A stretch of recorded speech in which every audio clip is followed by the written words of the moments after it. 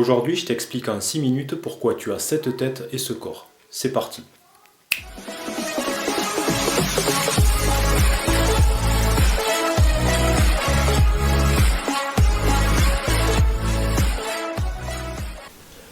Bonjour et bienvenue sur les tuyaux du labo. Je commence aujourd'hui une série de vidéos très courtes sur le programme de génétique de 3e.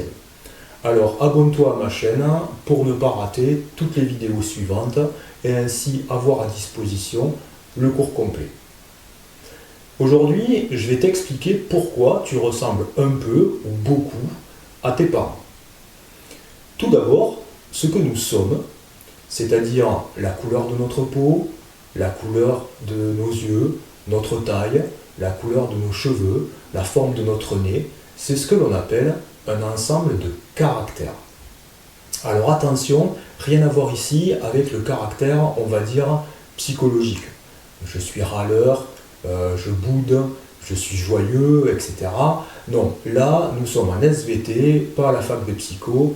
Nous sommes, nous, un ensemble de caractères qui peuvent être visibles, le caractère couleur des yeux, par exemple, le caractère cheveux bruns, ou invisible, le caractère groupe sanguin AB positif, par exemple.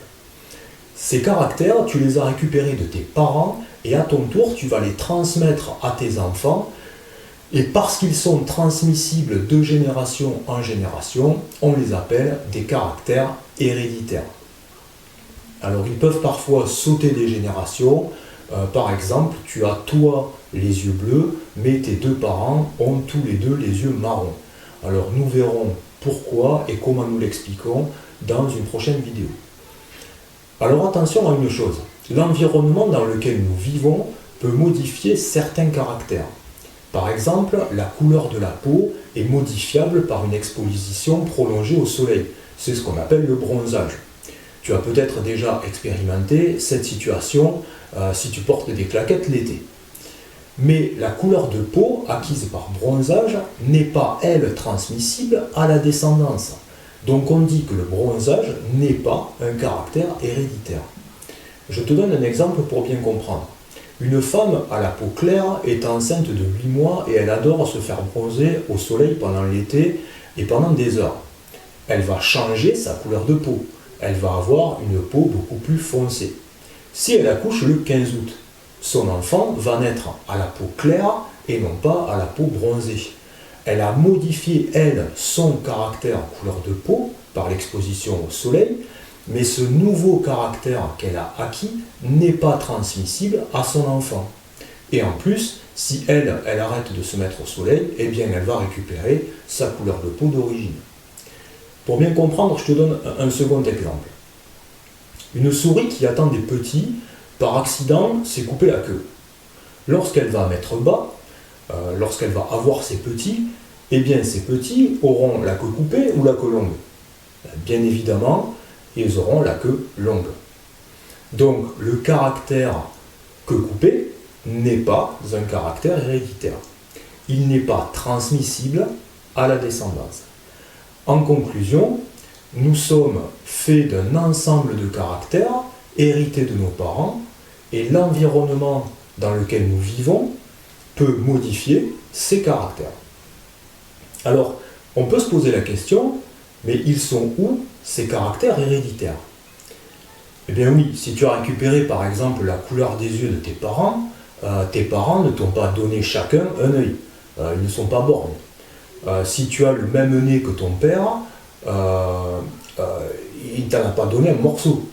La seule chose que tu as récupéré de tes parents, c'est un ovule de ta mère et un spermatozoïde de ton père. C'est-à-dire 2 cellules sexuelles. Une mâle, le spermatozoïde, l'autre femelle, l'ovule. Alors, comme tu n'as récupéré que ça de tes parents, eh bien, les caractères héréditaires qu'ils t'ont transmis sont forcément dans ces 2 cellules. En fait, les caractères héréditaires sont situés dans le noyau des cellules. Ici, dans le noyau du spermatozoïde et dans le noyau de l'ovule.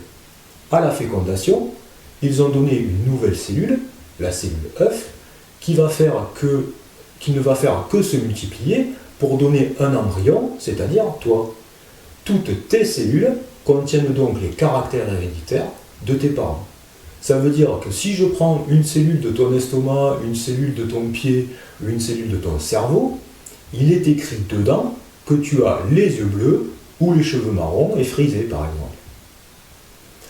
Donc aujourd'hui, on retient deux choses.